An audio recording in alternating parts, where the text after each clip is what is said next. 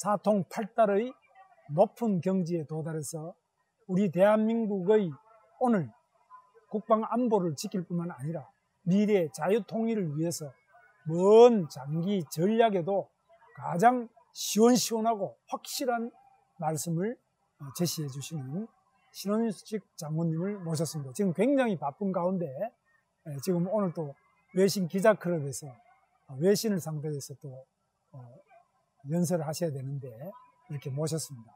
장군님 감사합니다. 네. 뭐 제가 장군님 말씀 들을 때마다 늘 저희 같이 문외한들도 우리나라 국방이 뭐가 문제가 있구나, 어떻게 해야 되겠구나 이런 생각 많이 하는데 최근에 저희들이 가장 관심 많은 것은 에이브람스 연합사령관이 이번에 DMZ 안에 GP를 없애기로 한 것은 유엔사의 합의가 있어야 된다고 하는데 일방적으로 한 것에 대해서 문제를 제기했다는 언론 보도를 봤습니다. 이건 실제로 또 어떻게 되십니까?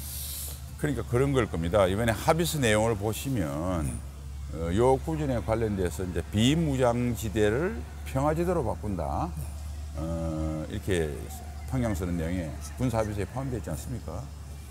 이게 굉장히 큰 의미를 가지고 있어요. 비무장지대는 그 무슨 의미를 가지냐면 한국전이 끝나고 이제 우리 정제협정에 서명을 하면서 한국에 다시는 한반도에 전쟁이 나면 안 되지 않습니까?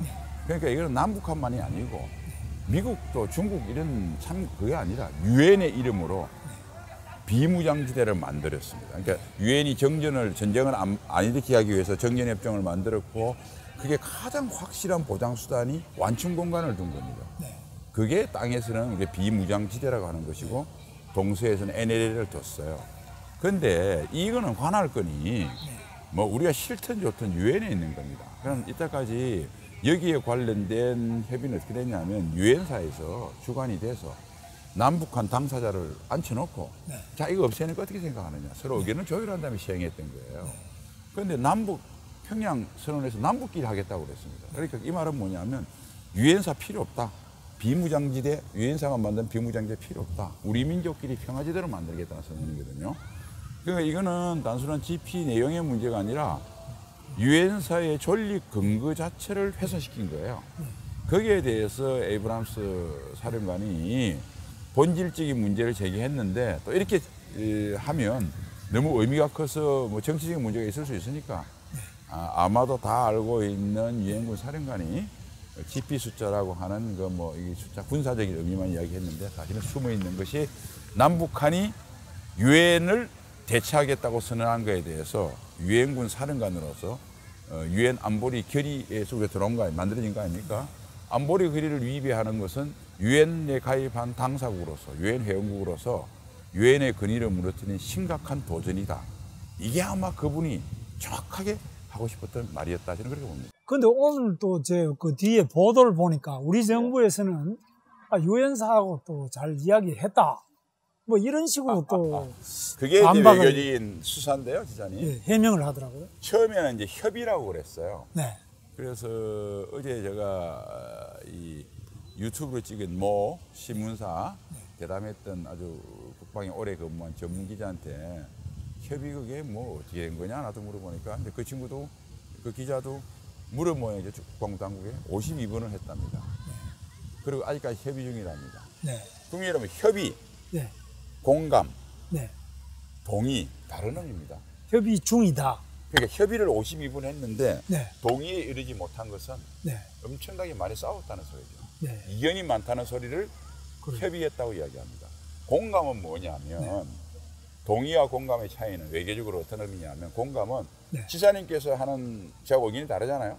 지사님은 이런 생각, 저는 이런 생각인데 제가 지사님이 그런 생각을 하는 것을 그 내용은 내가 이해도 됐고 그리고 기사님 입장에서 그런 말 할 수 있겠구나. 이 처지는 인정한다. 근데 나는 반대다. 그게 공감입니다. 그러니까 지금 몇 개월 동안 그렇게 많은 협의하고 공감하고 했다는 소리는 도저히 유엔이 받아들일 수 없는 유엔사. 그 말은 뭐겠습니까? 사소한 문제가 아니고 기본적으로 유엔의 권위를 남북한이 부정하기 때문에 그 유엔의 위임을 받아서 유엔군 사령관으로서는 유엔을 부정하는 남북한의 그 협의에 대해서 절대 동의해 줄 수 없는 상황인 거예요. 이게 정확한 사실입니다.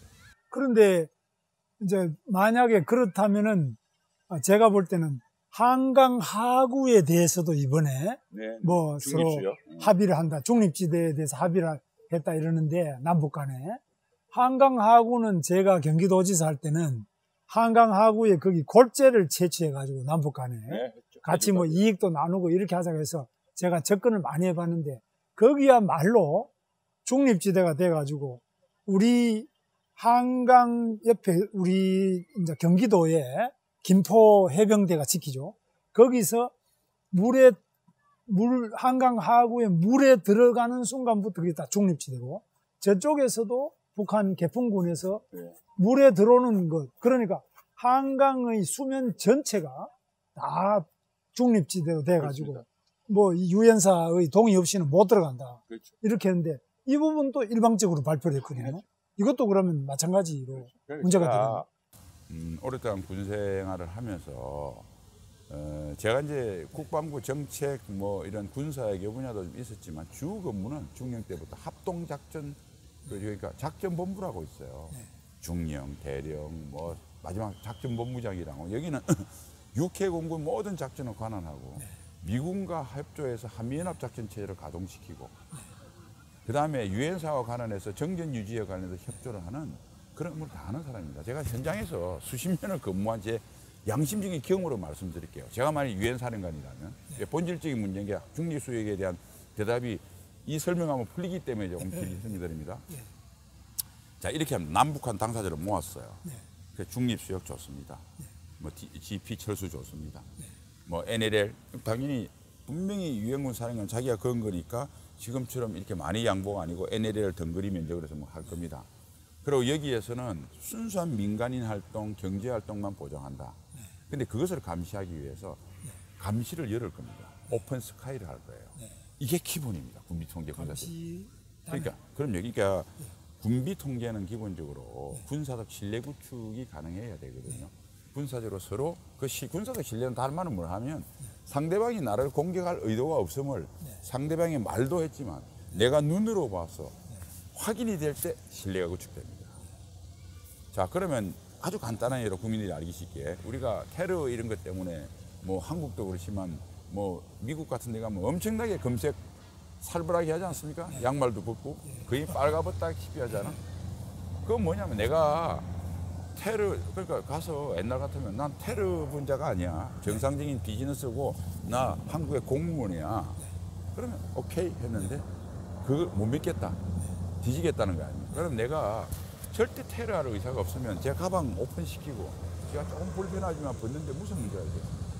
근데 절대 그건 안 된다고 내 가방을 절대 못 열게 하겠다고 보지 마라고 그러면 그게 악이 아닙니까? 그러니까 이번에 감시를 축소시킨 것은 북한이 선의가 아니고 악이라고 하는 결정적 증거예요. 예를 이제 쉽게 들으면 미국이 이런 미소 냉전 때 서로 핵전쟁이 되면 안 되기 때문에 상호 신뢰를 하기 위해서 미국이 50년대 아이젠하워 정부 때부터 소련에게 똑같이 비무장 군사정찰은 창공으로 개방하자고 요구를 했는데 소련이 안 받아들였어요. 80년 중반쯤 소련이 받아들였어요. 그래서 협정을 준비하고 있는데 91년 12월에 소비에트 연방이 해체되는 바람에 92년에 헬싱키에서 항공자유화 협정이라는 겁니다. Treaty on Open Skies라고 하는 걸 맺어요. 거기에는 지금 현재 34개국이 가입되어 있는데요. 그 가입하는 거 미국, 캐나다 같은 북미 국가, 유럽 전체, 러시아 이런 나라들이 가입되어 있습니다. 이게 어떻게 되냐면 군사조약입니다. 이거는 민간 항공기에 대한 게 아니고 군용기에 대한 거예요. 군용기 중에서 전투기 말고 비무장 정찰기는 상대방의 통과하면 제한 없이 상공간 상공을 가서 정찰을 할 수 있어요. 소위 말하는 우리 정찰기가 북한 안에를 정찰할 수 북한도 있도록. 정찰하고. 북한도 우리 안에 그러니까 정찰할 수 있고. 무장만 안 하고. 이걸 뺐는지 네. 정말 도발을 하려고 뭐 네. 장사정포를 엄밀하게 했는지 한강 중립수역 관산포 축선에서 특수부대가 수영을 해가지고 오려고 하는 거지 다 보는 거예요.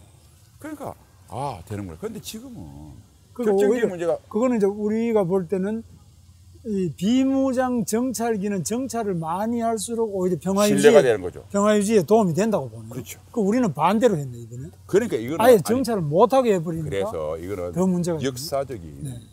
국제 관례상 이게는 군비 통제라고 통상 하는 역사의 모든 이때까지 예와 군비 통제가 관련 국제 관계의 각종 이론 가장 기본의 기본을 완전히 무시한 겁니다. 이렇게 무시하고도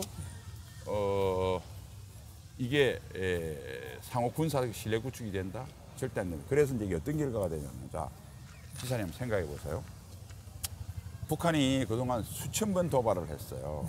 7.4 남북 공동성명 이후에 남북한이 크고 작은 회담을 655회 했고 245회 사인을 했는데 한 번도 안 지켰습니다. 자, 그런 북한을 앞두고 이번에는 물론 정부 말대로 착한 나라가 됐을 수도 있지만 착한 나라가 안 됐을 가능성도 높잖아요. 그러니까 우리 후방은 실감이 안 가는데 제가 3사단 백골사단장, 철원의 사단장을 했습니다. 우리 장병들이 지어피해 있어요. 북한이 많이 도발하면 우리 애들은 죽는 겁니다. 그럼 어떻게 되겠어요?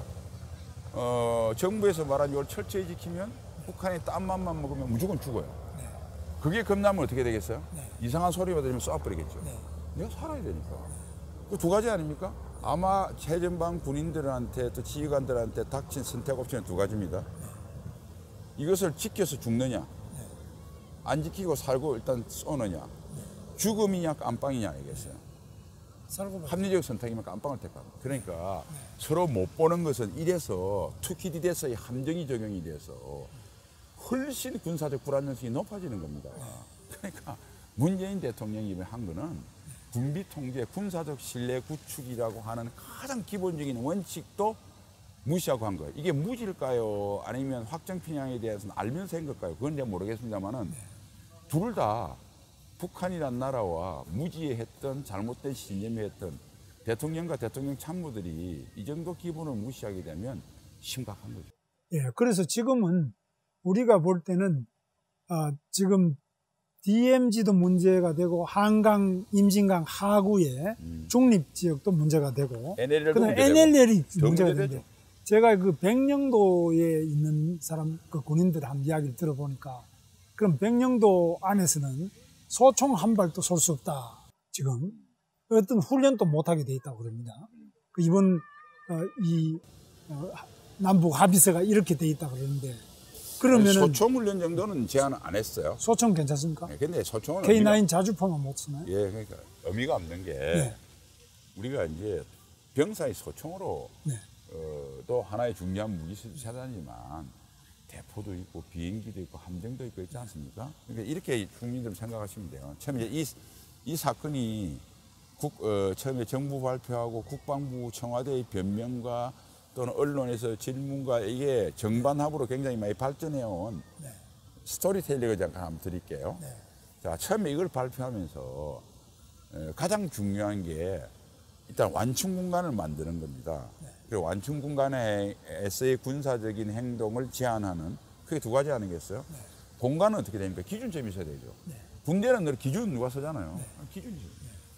그러면 동해에서 기준은 뭐였냐면 NLL이었습니다.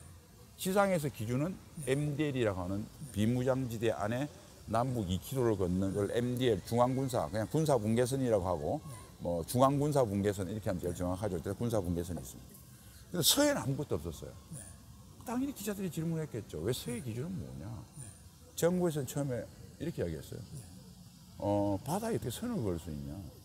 바다에는 선이 없다. 또 질문합니다. 그럼 동해는 바다가 아니고 뭐 서해만 바다냐? 궁해졌죠? 그러니까 막 공격받다가 청와대 군비통제비서관이 NLL을 기준으로 40km 했다. 그때 NLL이란 걸 시인합니다. 그러니까 우리 치열한 기자분이 재봤어요. 보니까 지금 말한 대로 35km 양보했잖아요. 답이 궁해졌어요. 그래서 몇몇 추적을 해보니까 자, 제일 북방에 우리가 한 NLL이 있고요, 국민 여러분. 처음에 북한이 자기들 군사 개선이라고 주장한 것들이 있었어요. 근데 이게 안 통하자 2007년 김장수 장군이 노무현 정부 때 마지막 방북에서 양보 안 했잖아요. 꼭 중간쯤권 새로운 군사 개선이 있습니다, 북한의 주장. 그걸 기준으로 한 거예요. 북한이 근거니? 그렇지. 그런데 그걸 또 오늘 NLL보다는 더 내려왔고, 그죠? 그렇죠. 그러니까 이게 그걸 기준으로 하면 비슷해요. 네. 그런데 그걸 재보니까 딱 안 떨어지고 한 5km 정도 편차가 있답니다. 아마도 더 내려왔네, 그보다. 아니 이제 요걸 기준으로 딱 덩거리가 아니고 우리가 5km 정도 더 짧은가 뭐 하여튼 이렇게 된답니다. 제가 봤더니 네. 제가 정확하게 재지 않아서 숫자를 네. 모르는데 기자한테 들은 이야기예요. 그런데 제가 그렇게 그걸 무슨 이유냐고 저한테 브리핑이 와서 제가 그렇게 아주 인터뷰 가서 그렇게 했어요. 아마도 정확하게 그러면 바로 탄로가 날 테니까 약간 그걸 재는 사람이 북한 요구한 거 몰랐겠어요? 거기에 기준한 거 아니라고 변명하기 위해서 약간의 5km 이내 오차를 보인 겁니다. 소위 꼼수네. 그제 그거를 우리가 이야기를 하니까 국방부에서 새로운 논리를 들고 나왔어요. 해안선 길이를 더 많이 양보했다. 북한이 해안포가 무력화됐으니까 우리가 더 북한이 양보했다고 하는 해망측한 이야기를 하고 있어요. 해안포는 그대로 유지가 되고. 해안포에 대해서 이제 잘 모속 했으니 거니까. 네. 자, 그래서 우선 해안선 길이를 봅시다. 아니, 상식적으로 국리를 생각해 보세요. 황해도 큰 요 육지입니다. 섬은 조그맣습니다. 그 길이 세면 육지가 당연히 멀죠. 그리고 여기는 해안선의 문제가 아니라 바다에 관계는 문제인데 갑자기 해안선으로 들고 와서 정말 엉뚱한 물타기를 첫 번째 시도를 합니다. 물론 뭐 청와대 통계를 받아서 국방부가 그런 설명했으라고 생각하는데 어쨌든 누가 있든 두 번째로 뭐냐 해안포는 뭐냐면 자, 이 서북 5해 도서의 기본적인 군사력 균형은 이렇습니다. 북한의 핵심 수단은 북한의 해군 함정과 이 해군 함정이 우리보다 기술적으로 절대로 열세하니까 능력이 가까이 있는 육지 황해도에 배치 있는 북한군 사군단이 배치되어 있어요. 여기에 많은 장사정포, 거기에 배치된 실크홈, 즉 함정을 부시는 대함 미사일, 지대함 미사일 이런 것들을 다량으로 배치해놨어요. 그리고 덕제상에는 SA-5라고 가장 250km 사거리가 긴 지대공 미사일도 있고 이 황해도에 어마어마한 전력들이 있습니다. 이것을 지원을 받아서 움직이는데 우리는 서북에서 너무 떨어져 있잖아요. 고립된 섬이잖아요. 해병대 전력밖에 없습니다.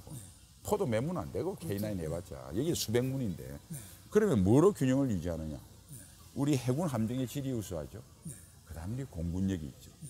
그래서 해병대, 해군, 공군의 합동작전 체계로 그래서 수는 부족합니다. 합동작전 체계의 작전의 우수한 진로 북한군 사군단과 서해함도 사령부의 양적 우위를 상쇄해서 균형을 유지했거든요. 그런데 이번 합의는 거기에 우리한테 전혀 위협이 되지 않은 북한 해안포 보물 그 6.25 때서 우리 북한 보십시오. 1, 2차 연평해전 때 북한 해안포 때문에 맞아 죽은 장병이 있습니까? 우리 함정에 흉체라도 내었습니까? 그다음에 연평도 포격 도발할 때 해안포가 가담했나요? 안 했어요. 그거 하나 양보한다는 핑계로 우리가 군사력 균형을 유지하던 해공군 합동작전이 무너진 거예요. 그런데 뻔히 다 하는 이 자리에서 이거 우리 예비역 군대 생활했던 분이 보시거나 혹시 안 보겠지 못 보게 하겠지만 보는 현역 우리 군인들 후배들 있으면 제발 어제 제가 방송에서도 이야기했는데 이제 더 이상 반역하지 마세요. 지금까지 해온 것이라도 여러분은 대한민국과 대한민국 국민과 역사에 큰 죄를 지었어요. 더 이상 죄 짓지 마세요. 지금까지 지은 죄는 여러분들이 나중에 용서를 구하면 용서가 될 수 있을지 모르겠는데 지금 청와대 말을 듣고 이렇게 경강부회하는 이야기를 하면 당신들은 형법적이나 도덕적으로나 양심적으로나 그 죄를 면할 길이 없습니다. 그런데 청와대는 그럼 누가 이렇게 한다고 보십니까? 청와대 그거를 그래서 제가 지사님 네. 그걸 우리 알 수가 없잖아요. 네. 그 제가 이 보시면 네. 청와대가 국민공청회를 제가 요구했습니다. 네. 그게 뭐냐면 저는 이래요. 좋아. 나는 잘못됐다 생각하는데 꼭 내 말이 맞는다는 건 아니다. 나 틀릴 수 있다. 네. 그러니까 우리 20만 모아서 탈원전 공청회처럼 공청회 한번 하자. 그러면 정부 입장도 나올 거고 저처럼 주장하는 사람도 있을 거고 해봐서 국민들 앞에서 끝장 토론하고 판단을 기다리자. 그다음에 그게 미흡해서 예를 들어 공청회 가지고 얘기해서 정부 관계자들 물어보고 하려고 그러면 여야가 합의하면 청문회도 있고 국정조사도 있지 않느냐. 우리 목숨에 관계된 거기 때문에 저는 정당인도 아닙니다. 제가 무슨 정치적 논쟁을 일으키려고 하는 것이 아니라 적어도 저와 우리 자식들의 목숨에 달린 문제인데 해야 안 되겠습니까? 그러면 지사님 말씀대로 국방부 관계자, 회담했던 실무자, 그 위에 있는 주요자, 그다음 그 사람들 말이 틀리면 청와대 관련 참모 따져보면 나올 거 아니겠습니까? 그러니까 제가 이제 짐작으로 어떤 추정으로 무슨 문제라고는 하지 않겠습니다. 하여튼 연유는 모르겠는데 이건 제가 40년 군생활의 전문성과 양심을 볼 때 정말 11월 1일부로 시행하게 돼 있거든요. 11월 1일부로 좀 죄송하지만 대한민국 국군은 국민 여러분 생명 못 지킵니다. 제 자신의 목숨도 못 지킵니다. 제 목숨도 못 지키는데 어떻게 국민 생명을 지키겠습니까? 더구나 북한에 근접해 있는 수도권 2,500만 주민들은 우리 경기지사를 하셨지만 이분들의 목숨은 바람 앞에 등불입니다. 이제 김정은이가 마음만 달리 먹으면 우리 목숨은 다 끌어다가 문재인 대통령께서 추석 선물로 김정은 위원장님께 갖다 드렸어요. 그러면서 남쪽 대통령이라고 그러면서 대한민국 대통령 이야기도 못했어요. 이런 사태입니다. 그래서 제 말이 젊은 사람들이 싫어하는 뭐 꼴통 보수의 냉전 수구 세력인지 이 사람들이 정말 위험한 도박을 하는 건지 공청에서 한번 토론해 봅시다. 아니 토론이라도 하고 누가 틀린지 맞는지 보고 정부처럼 하겠다면 우리 국민들이 저 평화가 좋아서 남북한 잘 지내기 위해서 그렇게 하는데 그럼 내가 감내할 비용이 뭐고 위험이 뭔가 아니 알고나 해야 될 거 아닙니까? 꼭 오늘 이 방송을 보시는 모든 분들은 꼭 청와대 국민청원 동의 눌러주시기 바랍니다. 예, 저도 눌렀는데 좀 딴 분들 보고 좀 누르자 그러니까 벌써 저보다 더 빨리 많이 눌렀더라고요. 예, 많이 하고 계신데 감사합니다.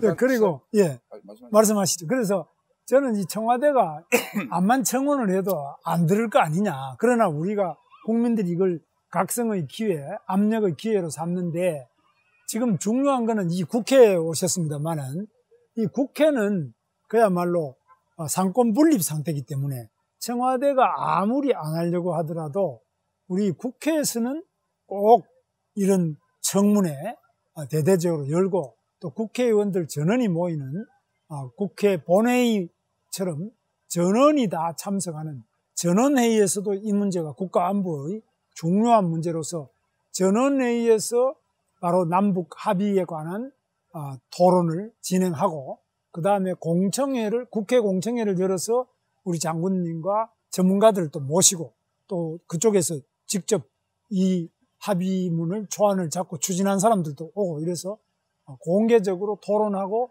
각 언론에서 보도해서 국민들이 이 부분에 대해서 반드시 알 수 있도록 해야 된다고 봅니다. 저는 뭐 정치를 한 번도 안 해봐서 이제 국회의 기능에 대해서 얼렴풋이 알았는데 우리 지사님께서 너무나 잘하시니까 그렇게 되면 베스트고요.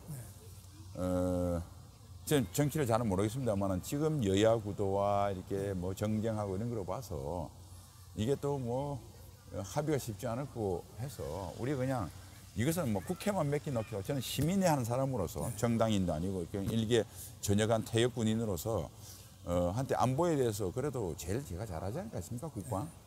그러니까 이 전문성을 나라를 위해서 어느 정도 기여를 해야죠. 그래서 우리가 모아서 자 20만 이상이 하면 문 대통령이 대답을 해야 됩니다. 할 거냐 말 거냐.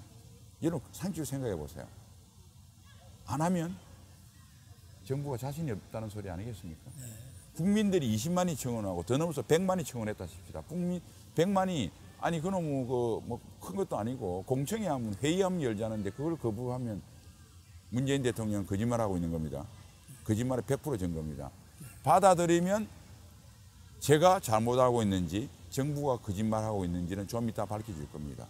저는 우리가 20만 넘어서 청원을 하면 국민을 사랑하시는 우리 문재인 대통령님께서 또 촛불혁명 시민의 의견을 직접 민주주의까지 언급하면서 대의민주주의를 훼손시켜서 양보해서라도 직접 민주주의를 그렇게 주창하시는 문재인 대통령이시라면 20만 이상 모인 우리 국민의 청원을 외면하지 않으시리라 저는 확신합니다. 국민 여러분 제발 모아주세요. 여기서 이거 누르는 거 귀찮아서 여러분들 골프 치러 다니고 등산 다니고 식사로 다니고 누가 해주겠지 하면 여러분들의 조그만의 수고로움을 하지 않기 위해서 자식들한테 악몽을 주는 그런 나쁜 부모가 되어서는 안 되지 않겠습니까? 부탁드립니다. 네. 여러분들 꼭 국민청원, 이번 남북 합의서에 대한 국민청원 꼭 청와대 홈페이지 들어가셔서 서명해 주시고요. 저는 했습니다. 또 많은 분들이 지금 열심히 하고 계십니다. 뿐만 아니라 국회의원들이 반드시 이 문제를 국회 국방위원회 또 국회 외교통일위원회에서도 공청회를 꼭 하고 또 국회의원 전원 300명이 다 모이는 본회의에서 국회 전원회의에서 이 문제를 가지고 전체적으로 전문가들도 모시고 국회의원들이 토론을 해서 이 문제 하나만은 반드시 국민투표까지는 아니더라도 우리의 생명이 걸린 문제이기 때문에 청와대 주최의 공청회 또는 우리 국회 주최의 전원회의 또 공청회, 청문회 꼭 해줄 수 있도록 여러분 참여해 주시고 또 여러 가지 경로로 의견을 밝혀주시면 감사하겠습니다. 지금 우선에 지금 북한의 핵 폐기에 대해서 전 세계가 다 관심을 가지고 있습니다. 그런데 이 북한 핵 폐기 이상으로 또 한미 동맹이 매우 중요하다고 늘 말씀하십니다. 우리 장군님께서. 근데 이 한미 동맹의 중요성. 근데 한미 동맹도 중요하지만은 남북 간에 이번에 했던 군사 합의서에 육해공 다 내줬다 이렇게 말씀하시면서 걱정을 많이 하시고 이 수도권의 방어 참 어렵다고 하시는데 이런 부분에 대해서 우선 북한의 핵 폐기와 한미 동맹의 관계 좀 말씀해 주시죠. 예, 지사님 지난번에 한번 이런 적이 있어서 한번 제가 잠깐 말씀드렸는데 네. 중복되지만 간략하게 말씀드리면 이제 우리 안보, 우리 생명 지키는 거죠. 네. 그럼 전제가 있습니다. 우리 생명을 위협하는 게 뭘까? 이게 나올 거 아닙니까? 그러면 뭐 전 세계 모든 나라가 언제든지 우리를 생명을 위협할 수 있는 개연성은 다 있죠. 그러나 그건 너무나 우려를 하는 거고 진짜 구체적인 것은 제일 큰 게 북한 아니겠습니까? 근데 북한의 위협이 없어져도 주변국의 위협은 있겠죠. 그거는 뭐 어느 나라도 마찬가지일 겁니다. 특히 우리가 5천년 동안 900여 회 이상의 외침을 받았다고 합니다. 그러면 산술적으로 보면 5, 6년마다 한 번씩 크고 작은 난리가 났을 거 아니에요. 그러니까 주변국의 위협이 있습니다. 크게 보면 그 두 가지 아니겠습니까? 그러니까 북한의 위협도 좀 잘라서 보면 결국은 북한 위협의 핵심이 이제 북한의 군사적 위협인데요. 그게 핵 위협이 있을 거고 핵을 제외한 소위 말하는 재래식 위협이라는 게 있을 겁니다. 자, 그러면 북한 핵이라고 하는 것은 현재 우리 한국 안보에 우리 생명을 위협하는 가장 심각하고 치명적인 위협이긴 하나 그게 전부는 아니고 일부라는 겁니다. 그러니까 다시 말해서 우리 안보와 비핵화는 등가가 아니죠. 네, 그렇게 개념 설정이고요. 그러면 이런 안보를 지키기 위해서 우리의 안보의 중요한 축은 뭐냐? 두 가지입니다. 첫 번째가 한미동맹. 한미동맹은 한국하고 미국이 같이 지키는 거죠. 그럼 미국이 지키기 위해서 자기 역량을 확장시키는 미국의 일이지만 한국도 2분의 1 이상은 우리 능력을 키워야 될 거 아니에요? 우리 스스로 지키고자 하는 자주국방, 자주안보 역량. 이 한미동맹과 우리 스스로 자주안보, 자각 능력이 합쳐져서 안보를 이루고 있습니다. 비핵화보다 훨씬 가치가 큰 겁니다. 그런데 평양 합의는 우리 스스로를 지키고자 하는 것을 다 양보했어요. 자, 우리 스스로를 양보하면 어떤 문제가 될까요? 미국하고 한국하고 같이 하다가 한국이 빠집니다. 그럼 미국은 선택지가 뭐예요? 혼자서 다 하든지 떠나든지. 떠나겠죠. 그럼 지금 평양 합의는 우리의 안보의 축을 완전히 허물고 있고 미래에 허물어질 수밖에 없는 가속 페달을 밟은 것이다. 그러면 설사 북한에 핵이 폐기되더라도 없다 하더라도 그것도 뭐 불가능하지만 지금 하는 걸로 봐서 설사 다 폐기됐다고 합시다. 문재인 대통령이 우리한테 약속한 대로 북한이 완전한 폐기 의사를 가지고 한다고 칩시다. 그러다도 북한에 128만의 정규군과 760만의 예비군 그리고 우리 한국 국민을 다 죽이고도 남을 그 많은 화학무기, 생물학무기는 어떻게 되죠?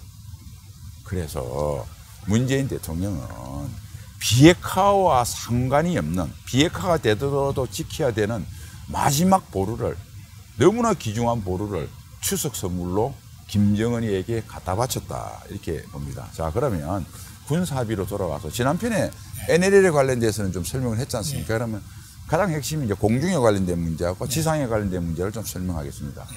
자, 그거 전에 이제 포괄적으로 보면 제가 신문 인터뷰나 또 종종 어디에서 신체 포기각서, 그러니까 원래 북한의 추석 선물로 돈을 갖다 주고 싶었어요. 근데 국제제재 때문에 돈을 갖다 줄 형편이 못 돼. 그러면 말로만 하고 이렇게 하고 네가 비핵화가 돼서 제재가 해주되면 내가 돈 줄게라는 음정도 써주고 와도 좀 갸웃갸웃 할 때는 좋다. 좋습니다. 그 정도는 좋다 칩시다. 지금 당장 현찰이 들어가는 건 아니니까. 그리고 그 엄을 받기 위해서 북한이 좋은 방향으로 노력하면 나쁘지 않아요. 근데 중요한 거는 신체 포기각서를 쓴 겁니다. 무슨 신체를 포기한지 아세요? 우리가 보는 능력, 두 눈을 뺏어뜨렸습니다. 그 다음에 보고 북한이 도발했을 때 우리가 응전을 해야 됩니다. 팔다리를 줬죠. 세 번째는 수도권은 우리 몸에 있는 심장이요, 허파요, 뭐 거의 오장육부 아니겠습니까? 이걸 보호하는 게 갈빗대죠. 갈빗대를 뜯어서 또 올려놨어요. 이것도 모자라서 지상, 해상, 공중을 포함한 비롯한 모든 공간, 국민 여러분 궁금하시죠? 지상, 해상, 공간은 물리적 공간입니다. 포함한 이걸 제외한 모든 공간은 정신적 공간까지 줬다는 겁니다.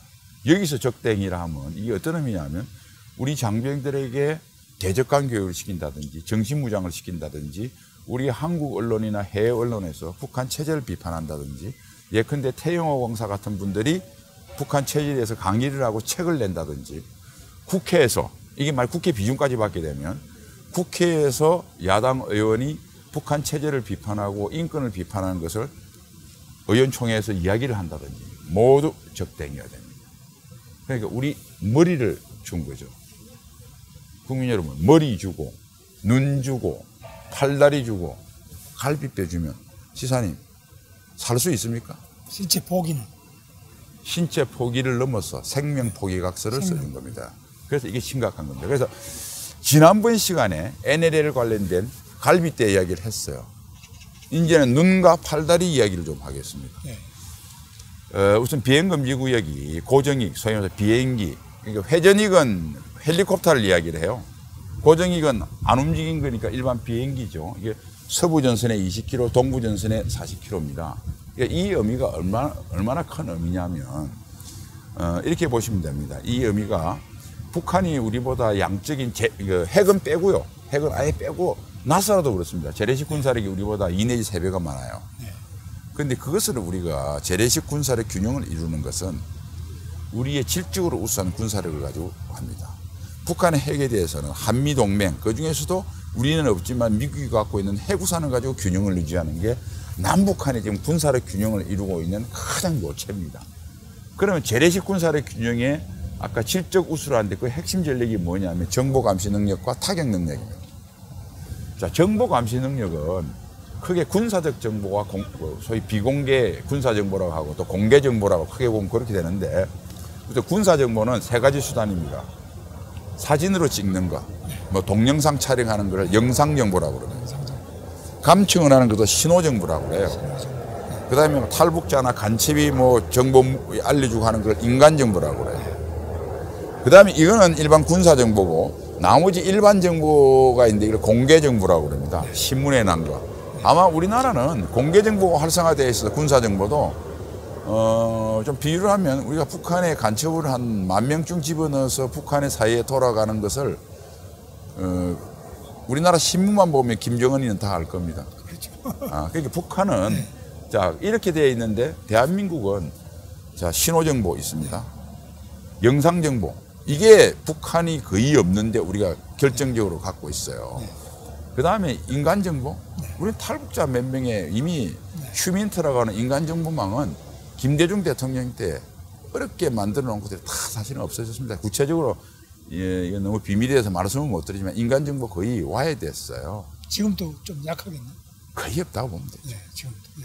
탈북자들 몇 년 전에 넘어온 민간 탈북자들 뭐 방송도 나오고 하는데 그 정보가치 없습니다. 솔직히 말씀드려서 국민들한테 북한 실상을 알게 하는 흥미 있는 정보가 될지 몰라도 유효한 국가 차원에서의 대북 전략을 구성을 하고 대북 군사 전략을 구성한 유용한 군사 정보로는 사실은 처음에 넘어왔을 때는 좀 있을지도 몰라죠. 네. 없습니다. 공개 정보? 북한 신문 봐가지고 북한 돌아간 거 알 수 있습니까? 네. 없습니다. 그러니까 우리는 결국 신뢰성 있는 수단이 두 가지밖에 없어요. 네.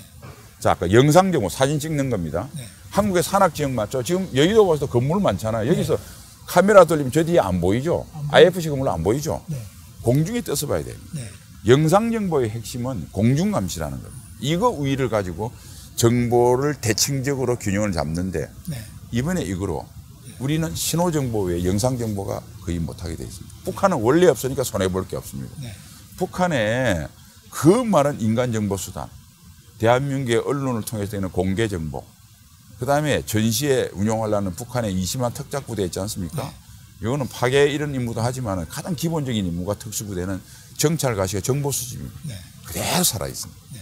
우리만 없어졌습니다. 네.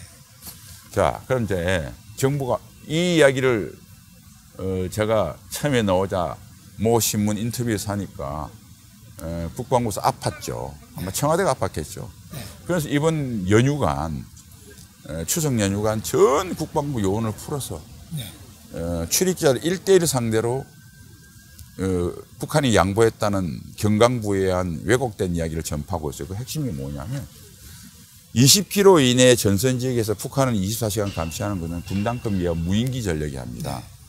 이걸 꼼짝없이 못 쓰게 되어 있는데 그거 대신 정찰기 뒤에 후방지역을 훨씬 20km 밖에 도는 후방지역 정찰기로 북한을 볼 수 있다고 말했습니다. 그거는 거짓말입니다. 왜 그러냐면 후방지역에 운영하는 정찰기, 한국이 갖고 있는 금강정찰기, RF-16이라고 하는 세매라고 하는 F-16의 정찰 자산을 담겨 있고요. 글로벌 호흡 이런 것들이 있습니다. 그래서 미국이 갖고 있는 RC-7B라든지 U2기라든지 이런 게 있는데 이런 것들은 기본적인 임무가 전선 지역을 보는 게 아니라 북한 저 깊숙한 중심 지역에 주요한 전략 표적을 봅니다. 그리고 또 결정적인 것이 전술 정보를 계속 감시하게 제한되는 것이 소위 이 비행기는 몇 대 없어요. 몇 시간마다 한 번씩 항공을 비행할 수밖에 없어요. 미국도 마찬가지입니다. 그러니까 24시간 관측이 안 돼요. 24시간 보는 거는 분단 무인기거든요. 24시간 안 되는 거하고 그 다음에 전술적으로 좀 더 가까이 멀리 북한 장사정포라든지 이런 거 못 보는 거. 못 보는 거죠. 그 두 가지가 문제네. 예. 자주 못 보는 거하고 좀 더 가까이 장사정포가 뭐 굴속에 나온다든지 이런 구체적인 못 본다. 우선 예. 임무 자체가 네. 다 구역을 정보는 수직 구간에 있습니다. 얘는 네. 요것만 보고 네. 후방지역에 보게 그래 멀리 해놓은 거 아닙니까? 네. 요걸 보는 거를 일로 본다고 하는 거 아닙니까? 그럼 네. 임무가 네. 그럼 후방지역을 못 보는 거죠. 네. 그렇잖아요. 네. 그러니까 전선지역은 보는데 전선지역에 볼 수 있는 걸 그냥 하지 마라 그러면 전선 지역 보는 게 이제 무인 비행기하고 무인 비행기입니다. 또 무인 비행기 하나만. 예, 주로 그 그걸 무인 비행기도 못하게 이번에 했으니까 예. 바로 가까운 최전방의 북한의 군인들을 움직임이나 장사정포 움직임 이걸 못 보게 돼요. 못 보는 거죠. 그러니까 북한의 수도권을 이용한 주 전력들은 네. 다 전진 배치돼서 앞에 있잖아요. 네. 이걸 못 봅니다. 그걸 그러니까 못 본다고 하니까 국방부에서 후방지기에 보는 걸 그걸 보고 하면 된다고 그래 하는데 그건 임무상 틀리고요. 네. 그 다음에 아까 말한 비행기가 워낙 비싸고 몇 대 없어서 네. 몇 시간에 한 번 도는 건데 네. 무인기는 굉장히 싸거든요. 네. 미국도 전선지형 정찰은 U2기나 RC-7 같은 비싼 정찰기 그거 하나 수백억, 천억, 2천억 하는겁니다. 네. 그 비행기를 그러면 수백조 들여서 장사정포 무인기 대신 그걸 배치합니까? 세계 최고 나라 미국도 그리 무지막지한 사치스러운 작전은 못합니다. 그러니까 이러네 다연장포나 장사정포를 보는 거는 무인기네, 그죠? 예, 근데 그놈을 못 움직여. 좀 더 그러니까 무인기하고 네. 우선 가까이서 값싸게 볼 수 있고 네. 무인기에는 뭐가 장치? 표적 정보라는 장치가 있어요. 표적정. 예를 들면 어떤 20km 내 장사정포로 봤다, 북한 지휘소로 봤다, 북한 전차로 봤다 보면요, 이렇게 도발을 한다 그러면. 보는 것만 해가지고 도발을 막지 못하잖아요. 우리가 대형 화력이 들어가야 될 거 아니에요. 딱 표적을 주시라면 거기에 우리 영화에서 보면 십자선 같은 게 딱 나오면서 뚜루루루 실시간에 전송이 됩니다. 정보가. 거기에 그 표적의 사거리, 거리, 방위각, 풍향. 그래서 그 정보를 포병이나 화력 수단에서 탁 받기만 하면 누르기만 하면 포가 자동으로 명중하네. 날아갑니다. 네. 우리 이런 시스템이 되어 있거든요. 그거는 몰랐네. 예. 그럼 그 무인기에서 표적을 정확하게 딱 보기만 해도 끝나는 거죠. 포병이 벌써 명중할 수 있도록 그렇죠. 정보를 주네. 자동화 시스템입니다. 그렇게 돼. 그런데 그건 몰랐네. 전략정찰기는 그 시스템을 다시 깔아야 됩니다. 전략정기는 바로 때리는 게 아니니까 이런 게 있고 그다음에 그거를 억지로 후방도 보면서 이거로 하려고 그러면 네. 글로벌 호흡이 제가 정확한 액수는 마지막 최종 기억이 안 나는데 1조가 넘습니다. 네대. 네. 하나 2,500억인데 네. 그거 한 100대쯤 한 200대쯤 사야 되는데 돈이 있습니까? 네. 우리나라 국가에서 몇 년치 넣어야 되는데 네. 미국도 못 하는데 미국도 전선전을 다 프레데터니 무인기 쓰지 20km 내지 그렇게 RC-7B 같은 이런 어마어마한 비행기 글로벌 호크 같은 무인기라도 글로벌 호크는 고고도 정찰기라 깊숙이 보는 겁니다. 근데 제가 궁금한 거는 그러면 이 무인기를 가지고 상대방을 해칠 수 있는 공격력이 없는데 공격력도 있어요. 아니요. 그거는 프레데터 같은 두 가지 이제 두 개 있어요. 무인기에다가 정찰기 하면 정찰이고. 그 근데 정찰을 해서 두 가지죠. 아까는 표적 정보를 줘서 네. 포병이나 다른 수단으로 하게 되는 걸 우리가 센스 앤 슈트라고 합니다. 네. 보고 슈트. 네. 감시 타격의 실시간 연동이라고 군사적으로 표현하죠. 네. 그런 경우도 있고 아주 돌발 표적 같은 게 있어요. 네. 그는 같이 때립니다. 네. 최근에 그 본 시리즈라고 첩보 영화 보면 네. 그런 게 나와요. 무인기가 와서 보고 바로 때 자기가 때리네.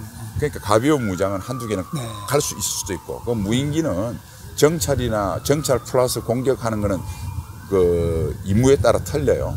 근데 어쨌든 무인기가 때리더라도 북한에 도발 징후가 있다 때리는 거 아닙니까? 당연히 우리가는 방어기 때문에 우리가 공격 행위라는 것은 자위권 차원에서 북한의 적대 행위를 발견했을 때 또는 행위가 이루어졌을 때 때리는 거거든요. 네. 자, 그렇게 되어 있는 거 좀 더 설명 말씀드리면 국방부가 네. 또 그런 말을 했어요. 그 말이 궁하니까 2차로 나왔어요. 네. 신호정보. 네. 감청을 가지고 북한의 징후를 감시할 수 있다. 네. 그런데 그거 하는 게 우리가 전략적으로는 깊숙한지게 감청을 하는 걸 백두정찰기라고 합니다. 네. 가까이 있는 거는 군단 내에 배치된 지상에서 배치된 네. 감청 장비들이 있어요. 네. 이거는요. 예를 들면 북한의 전반적인 동향을 추정하는 데는 도움이 되지만 임박한 적 도발 징후를 감시하는 데는 적절치 못합니다. 네. 왜냐하면 내가 무전을 하는데 지금 무전을 감청하는 거 아니에요? 네. 걸어가면서 할 수도 있고 차를 타면서 차도 트럭도 탈 수 있고 집차도 탈 수 있고 탱크가 이제 그것만 듣고 알 수가 없어요. 네. 그러나 무전은 위치를 다 전술적으로 우리가 장소를 기만하기 위해서 실제로 안 움직이는데 여러 군데 무전을 날릴 수도 있고요. 네. 무전 내용이 거짓말로 할 수 있어요. 네. 진짜로 탱크가 가는데 나 소풍 간다 오바 이렇게 할 수도 있는 거고요. 네. 그다음에 실제로 안 가면서 겁주기 위해서 우리 대규모 탱크가 온다. 옛날에 보면 말 뒤에 먼지를 나게 해서 대병이 오는 것처럼 기만한 것처럼 통신을 하거든요. 그러니까 이걸 들어서 이게 진짜인지 참말인지를 몰라요. 그래서 일정히 몇 시간치를 모아서 네. 우리가 영상으로 찍은 거하고 대비해서 이것은 기만 통신이구나. 이거는 진짜구나. 이걸 압니다. 그러니까 지금 북한이 장산을 불고 쏘고 안 쏘는데 그 무전을 들고 장사정보다 하는 의미입니까? 모릅니다. 네. 그다음에 그게 아까 말한 대로 신호 듣는 거로는 표적 좌표, 사거리 이런 표적 정보를 줄 수가 없어요. 네. 그러니까 그것도 도대체 말이 안 되는 걸 우리 국방이 보면 국방부 후배들 그 거짓말하지 마세요. 그다음에 더 황당한 것은 네. 탈북자 등 인간정보 수단으로 정보를 대체할 수 있다. 탈북자가 네. 1시간 후에 네. 갱도에서 장산익골을 쏘는지 3년 전에 탈북하신 평양에 계시는 아가씨께서 아시겠어요? 말 같지도 않은 소리를 해서 진짜 중요한 우선을 묶었다. 그 다음에 타격이 있지 않습니까? 타격은 우리가 사실은 한국 지형이 많으니까 도발의 위에서 보고 공군이 우세하니까 공군이 날아가는 무기가 핵심 아니겠어요? 자, 공군은 자기가 스스로 상대방 비행기하고 싸우는 걸 공대공 미사일, 공대공 무장이라고 합니다. 그 다음에 해상을 지원하거나 해군이나 육군을 지원할 수 있겠죠. 해군을 지원하는 것을 공대함이라고 합니다. 적함을 보시면. 지상을 지원하는 것을 공대지라고 합니다. 공대지 무장은 두 가지 종류예요. 미사일이라는 게 있고 폭탄이 있습니다. 그러니까 무기 앞으로 무슨 코드 네임이 붙으면요, 명칭이 붙으면요, AGM, M으로 보면 미스를 이야기하고요. 밤, GBU 같은 건 밤 폭탄입니다. 그러니까 이 차이는 뭐냐면 미사일은 자체 추진력으로 비행을 하는 것이고요. 폭탄은 자체 추진력이 없고 비행기에서 떨어뜨려서 자유낙하에서 부딪히는 겁니다. 그럼 미사일은 사거리가 뭐니까 당연히 연료가 많이 들겠죠. 폭탄은 조그만하겠죠. 그리고 지상에서 쏘는 거나 함정에서 쏘는 거는 소위 런처 자체가 튼튼하기 때문에 좀 큰 미사일을 쏠 수도 있지만 비행기는 달고 올라가려면 몇 톤짜리는 못 달고 가면 조그맣습니다. 그러니까 사거리가 길수록 조그맙니다, 폭탄이. 그럼 어떤 거 쏘겠어요? 후방 지역에 즉 지휘소라든지 중요한 표적에 지상에 노출된 전략 표적을 타격이 안 됐습니다. 그럼 가까이 갱도나 이런 것들은 가까이 가는 밤을 쓸 수밖에 없어요. 그게 2,000파운드, 4,000, 5,000파운드 가는 우리가 말한 제이담이라든지 벙커버스터라든지 이런 것들은 보고 들어갔습니다. 그런데 옛날에는 조종사가 눈으로 보고 떨어뜨렸어요. 폭탄을. 근데 지금은 그거 안 하고 좀 멀찍이 정밀도를 높이기 위해서 레이저 유도가 있습니다. 이거는 조종사가 레이저를 투사를 해서 목표를 폭탄을 떨어뜨리면 레이저 빔을 따라 폭탄이 가요. 이거는 최고 먼 게 15km. GPS를 장치해서 사전에 입력을 시킨 GPS 좌표를 따라 들어갑니다. GPS 밤입니다. 여기 20km 정도입니다. 22km, 20km. 그러면 20km 이내라고 하는 것은 북한의 갱도를 부실 수 있는 아무런 수단을 우리가 못 갖고 있는 거예요. 그걸 미사일로 할 수 있다고 국방부에서 또 거짓말을 했어요. 미사일은 갱도를 파괴할 수 있는 미사일은 존재하지 않습니다. 내놓으십시오. 미국도 없습니다. 공대지 미사일에. 거짓말하면 그걸 부실 수 있는 미사일은 공대지 미사일은 지구상에 존재하지 않습니다. 당연히 대한민국 공군도 없습니다. 근데 그걸 한다고요? 좋아. 그걸 할 수 있다 칩시다. 양보해서. 그러면 지금 미사일도 몇십억씩 하고 몇 억씩 이상이 하고 GBU 밤 얼마합니까? 몇천만 원 안 하죠. 아니 부시지도 못하는 미사일을 수십 배 수백 배 비싼 미사일을 가지고 한다고요? 깰 수 있어도 그렇게 비싸고 사치스러운 작전은 미군도 못합니다. 안 하고 못합니다. 거짓말하지 마세요. 왜 금방 드러날 거짓말을 군사지식 모른다고 기자들한테 거짓말을 하고 있어. 군복 입고 있는 사람들이 나쁜 사람들 말이에요. 그래서 똑바로 해요. 이게 거짓말이에요. 자, 지상은 시간이 없으니까 간단히 이야기 드리면 5km 이내 병사들 총무에는 훈련을 못합니다. 근데 저기 도발이 있으면 소총만 가지고 갑니까? 맨주먹 붉은 피와 소총과 수류탄으로 합니까? 대포가 날아가고 조명탄이 날아가고 할 거 못하게 돼 있습니다. 그러면 평소에 군대 훈련은 개인 훈련이 있고 팀 훈련이 있습니다. 뭐 개인 전술 연기 뭐 총쏘고 있죠. 근데 혼자 싸우는 게 아니기 때문에 람보처럼 분대, 소대, 대대 뭐 사단이 싸우는 거 아닙니까? 그럼 팀이 제일 중요합니다. 팀 훈련이 전혀 안 됐고 각계의 병사의 소총밖에 없어요. 근데 팀 훈련은 안 하는데 제가 봐서 그나마 소총을 더 열심히 할 까닭도 없고 그 다음에 또 중요한 거는 이번에 작전 수칙이 바뀌었어요. 5단계. 쉽게 말하면 도발 징후가 있으면 바로 쏘는 게 아니라 교전을 우리가 그 적각 조치라고 그러잖아요. 누구세요? 아, 북한군이세요? 도발하실 거예요? 아니 지금 경각에 달린 전장터에서 누구세요? 지금 장난칩니까? 후방지역에서 뭐 음주 측정해요? 이런 짓거리 해놨어. 그러면 우리가 1, 2차 연평해전이나 이럴 때 DJ 정부하고 노무현 정부 때 잘못된 작전 수칙 때문에 우리 장병들이 많이 죽었어. 얼마나 억울하게 죽었어요. 뻔히 쏘는 줄 알면서 아니 그 좋은 미사일하고 좋은 그 기관포하고 사다 주면 뭐합니까? 정부에서 못하게 해서 몸으로 밀으라고 하니까 무슨 로마 시대 때 로마 군단도 아니고 북한군은 그 전차포로 개조해서 그냥 쏴버린 거 아니에요. 얼마나 아까운 우리 애들이 죽었어요. 근데 그때는 훈련이라 된 정예병이었습니다. 지금은 훈련도 안 됐어요.